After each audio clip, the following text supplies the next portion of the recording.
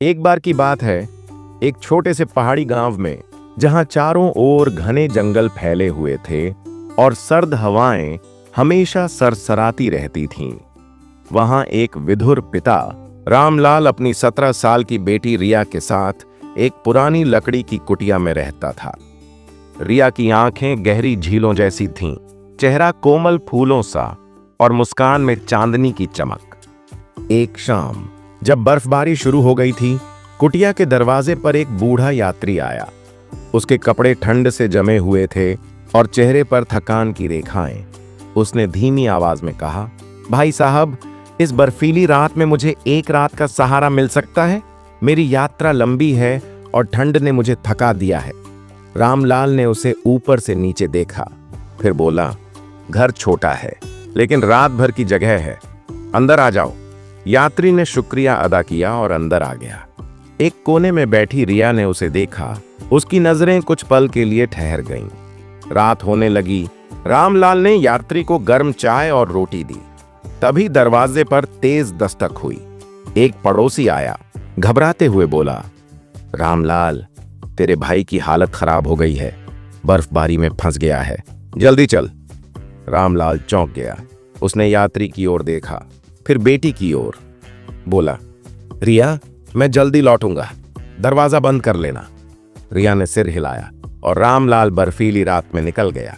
अब कुटिया में सिर्फ दो ही थे, 17 साल की रिया और वह अजनबी यात्री। रिया ने दरवाजा बंद किया, लेकिन ठंडी हवा दरारों से अंदर घुस रही थी। उसका मन बेचैन था। यात्री एक कोने में बैठा था, लेकिन उसकी नजरें रिया पर बार बार पड़तीं, जैसे वह कुछ गहरा सोच रहा हो। थोड़ी देर बाद यात्री ने कहा, बेटी, तेरा रूप बड़ा अनोखा है। तेरी आंखों में एक ऐसी गहराई है जैसे कोई पुराना रहस्य छिपा हो, लेकिन यह सब सिर्फ बाहरी आवरण है। रिया की सांसें तेज हो गईं। वह घबरा कर बोली, आप क्या कह रहे हैं? मैं समझ नहीं रही। यात्री उठा और उसके पास आ गया। दोनों के बीच अब मुश्किल से एक कदम की दूरी थी। उसने कहा, क्या मैं तेरी गर्दन के पास देख सकता हूं? मुझे लगता है वहां कोई निशान है जो तेरे पिछले जन्म से जुड़ा है। रिया डर गई, सोचने लगी, पापा बाहर गए हैं, मैं अकेली हूं। अगर यह यात्री मेरे साथ कोई गलत हरकत करे तो क्या होगा? वह पीछे हटी और बोली, क्यों? मेरी गर्दन में क्या है? आप क्या करने वाले हैं? यात्री ने कहा, डरो मत, यह तेरी आत्मा का सवाल है। फिर उसने धीरे से रिया का दुपट्टा हटाया। उसकी आंखें रिया की गर्दन पर ठहर गईं, जैसे कोई छिपी हुई प्यास जाग रही हो। रिया को लगा जैसे हवा भारी हो गई। उसकी पीठ में सिहरन दौड़ गई। वह पीछे हटना चाहती थी, लेकिन पैर जैसे जम गए। यात्री की सांसें तेज हो चलीं और उसके चेहरे पर एक अजीब मुस्कान थी। रिया के मन में भय का तूफान था। उसने कांपते हाथों से अपना दुपट्टा कस लिया और बोली, आप ये क्या कर रहे हैं? यात्री ने चुप रहकर कहा, रिया, आत्मा को जगाने के लिए शरीर के कुछ बिंदुओं को छूना पड़ता है। यह तेरे भीतर की शक्ति को जगा देगा। रिया स्तब्ध हो गई। उसे लगा जैसे कोई अनहोनी होने वाली है। यात्री ने आगे कहा, यह शरीर एक मंदिर है और इसके द्वार खोलने पड़ते हैं। रात होने दे, सब बदल जाएगा। तू अभी नहीं समझेगी, लेकिन सुबह तक सब साफ हो जाएगा। रिया कांपने लगी। उसने पूछा, अब क्या होगा? यात्री मुस्कुराया, जो किस्मत में लिखा है वही होगा। रिया घबराकर दरवाजे की ओर भागी, लेकिन बाहर बर्फबारी इतनी तेज थी कि वह ठहर गई। बिजली चमक रही थी, बादल गरज रहे थे। वह वापस लौटी और एक कोने में बैठ गई, डर से कांपते हुए। यात्री उसके पास आया और बोला, मैं एक साधना कर रहा हूं जिसमें एक युवा की ऊर्जा चाहिए। अगर तुझे डर न हो तो मैं तेरे पास बैठ सकता हूं। रिया ने कुछ नहीं कहा, न हां न ना। यात्री उसके पास बैठ गया। बोला, तुम मुझसे डर रही है? रिया ने कांपती आवाज में कहा, हां, क्योंकि आप मुझे देख रहे हैं जैसे कोई पुरुष। यात्री ने कहा, रिया, मैं तेरी आंखों में एक आग देखता हूं जो आम लड़कियों में नहीं होती।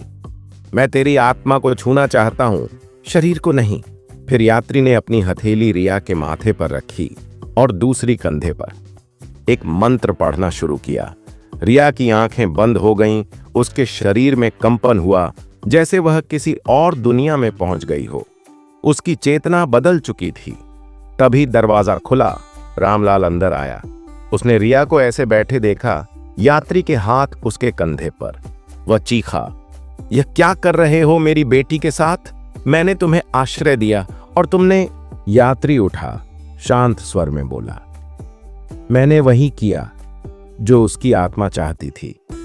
क्या तुमने कभी उसकी गर्दन पर वह चक्र देखा? वह पिछले जन्म की साधना का निशान है। रिया एक ऐसी आत्मा है जो पूर्व जन्म में योगिनी थी। मैंने उसकी शक्ति जगा दी। अब वह साधारण नहीं रही। रिया उठी, उसकी आंखें चमक रही थीं, चेहरा प्रकाश से भरा। वह पिता के पास आई और बोली, पापा, जो आप सोच रहे थे वैसा कुछ नहीं हुआ। वह यात्री मेरे गुरु हैं। उन्होंने मुझे मेरे भीतर का प्रकाश दिखाया। रामलाल सब समझ गया। उसने यात्री से माफी मांगी। उस दिन से गांव वालों ने रिया को बदलते देखा।